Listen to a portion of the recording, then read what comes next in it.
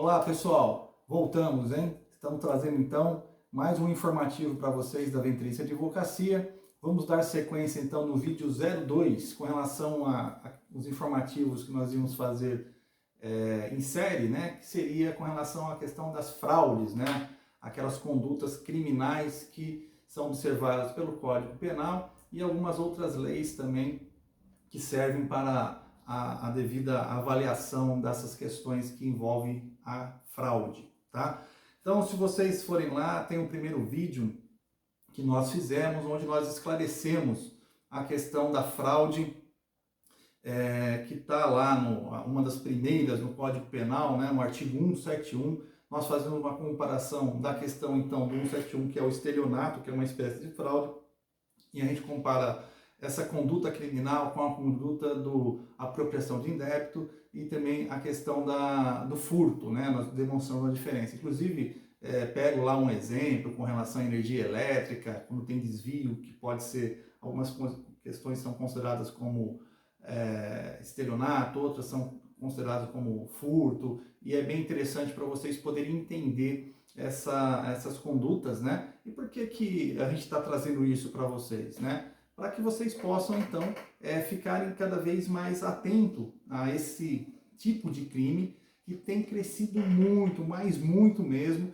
Eu posso dizer para vocês que eu acredito que nos últimos 10 anos isso aí cresceu tão grande, que talvez esteja dando mais dinheiro para os criminosos do que o próprio tráfico de drogas, isso daí. E isso sim, uma coisa não acaba fomentando a outra, né, na verdade, porque a gente pode ver que eles estão cada vez mais organizados, mais articulados nesse tipo de crime, e tanto agora pelos meios digitais também, pelos meios eletrônicos, né? Também é utilizado muito a questão da fraude, né? E muito estelionato sendo realizado via a internet, por exemplo, né? Então, também tem lei nova sobre isso, né? Está sendo inserido agora, mais recentemente, o artigo 171, né? Vai ser inserido 171A, que está tratando dessas questões com relação aos meios digitais, enfim, né? Nós vamos falar isso nas próximas séries também. Também teve alteração no final do ano com relação a uma outra lei também que alterou o artigo 171, melhor dizendo, inseriu, tratando melhor dessa questão dos crimes digitais, inclusive com uma punição maior para as pessoas. Eles também vão conversar sobre isso, tá?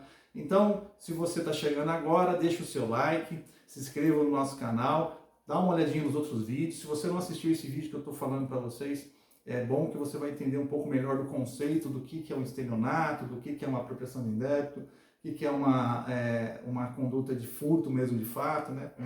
E a gente vai estar dando alguns exemplos aqui agora. E hoje nós vamos falar o quê? Do 171, né? Mas ainda com algumas disposições, na verdade, que existem, né, alguns incisos dentro do parágrafo 2 do 171, que ele vai demonstrando também essas condutas, e elas são bem exemplificativas para você poder entender o que é um estelionato, na verdade, e você ficar mais atento para você não ser ludibriado por esse tipo de crime. E, respectivamente, também a pessoa às vezes está fazendo um negócio e ela está agindo muitas vezes numa questão fraudulenta, muitas vezes também até sendo envolvida com um criminoso, muitas vezes nesse negócio, sem observar que existe esse crime e que ela pode estar cometendo esse crime também, tá bom? E aí, logicamente, vai depender da intenção, da avaliação do tribunal, né? Uma série de coisas que vai ser vista, isso se você acabar sendo acusado disso, ou até mesmo uma questão se você for vítima disso também, tá? Então vamos lá, hoje nós vamos falar então do inciso 1, do parágrafo 2 do 171, que ele fala com relação à disposição da coisa alheia como própria, tá? O que seria isso na verdade? Então você tem uma coisa alheia que está muitas vezes na sua posse, né? E você pode estar vendendo ela, trocando ela, que é a permuta, né? Que inclusive o inciso ele fala sobre isso, vender, permuta, dar em pagamento, em locação em garantia, coisa alheia como se fosse própria, né? Na verdade como própria.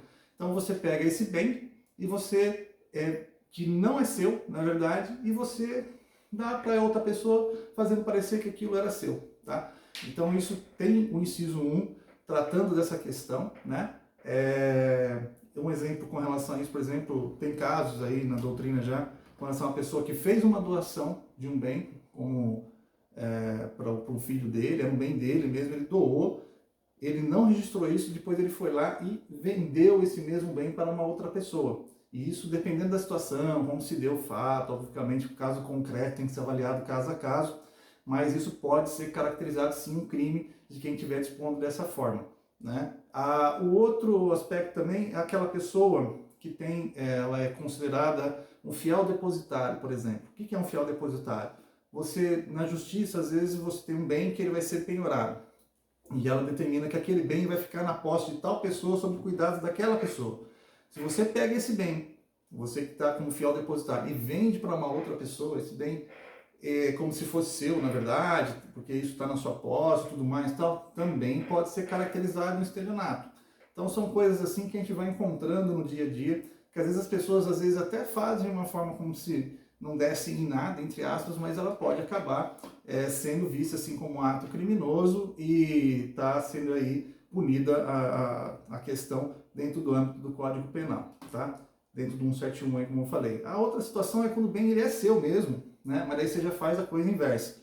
Aquele bem é próprio seu e você já deu, por exemplo, esse bem em garantia, né? E aí a gente está falando do inciso 2, que é a questão da alienação ou oneração fraudulenta da coisa própria. Então a coisa é própria, ela é sua, mas você pega aquele bem e você pega e dá ele em garantia, por exemplo, como eu estava falando, e para uma situação. E vende aquele bem para terceiro, né? Então você está criando ali uma falsidade ali naquela situação, né? Para quem está comprando, que aquele bem lá já está em garantia, já está para outro fim, e isso também pode ser caracterizado como uma fraude, né? Na verdade, como um estelionato, dentro do artigo aí do inciso 2 do parágrafo 2 do artigo 171 do Código Penal, tá?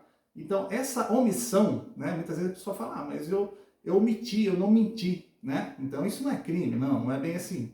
Se você omitiu intencionalmente alguma coisa, algum documento necessário, algum ato que já aconteceu sobre aquele bem, muitas vezes, isso pode ser observado sim como um crime, tá? Então essa é a questão com relação a isso. Então hoje nós falamos, eu quero ser o mais breve possível, né? Com relação a esses dois incisos, né, do parágrafo 2 do artigo 171, nós vamos trazer mais novidade para vocês. Reitero, dá uma olhadinha lá no vídeo quando a gente começou a falar sobre a série de fraudes, onde a gente explica melhor com relação a tudo isso. Os outros vídeos também que nós já trouxemos, a apresentação do nosso escritório, né, que a gente passa isso como informativo para que nossos clientes fiquem mais atentos, muitas vezes, a determinadas inovações, inclusive com relação ao artigo 171 mesmo, como eu falei, nós já vamos trazer algumas inovações para vocês com relação a isso. E também um alerta, né, muitas vezes, como eu falei, está crescendo demais todos os dias. Praticamente a gente tem notícia, né? Nós, o pessoal da polícia, né? Enfim, quem trabalha com a justiça, todos os dias está chegando gente, conhecido nosso, pessoas que estão caindo em inúmeras fraudes desse tipo de estelionato, né? Que muda o assunto, mas a questão é lá, está dentro do 171, tá? Obter para si ou para outro vantagem ilícita, você colocando a pessoa em erro, tá? Eles inventam inúmeros assuntos e inúmeros aspectos que nós vamos comentar sobre eles aqui nos próximos também, quando a gente for demonstrando, né, essa situação. Inventam-se inúmeras situações, então, para o quê? Ludibriar a pessoa, e isso está crescendo cada vez mais, principalmente via internet, tá bom? Então, eu reitero aqui, se inscreva no nosso canal, deixe o seu like e te vejo no próximo vídeo em breve, tá ok? Muito obrigado a todos.